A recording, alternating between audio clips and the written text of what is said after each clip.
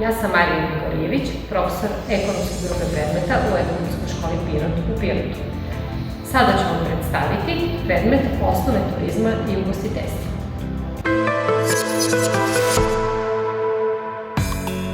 Predmet osnovi turizma i ugostiteljstva u Ekonomskoj školi Pirot se izučava u obrazovnim profilima turistički tehničar i hotelijersko-restauratorski tehničar.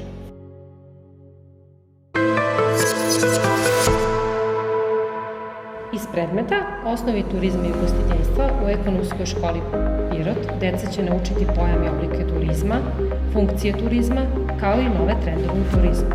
Takođe, naučit će pojam ugostiteljstva, usluge u ugostiteljstvu, ugostiteljske poslovne jedinice i kadrove u ugostiteljstvu.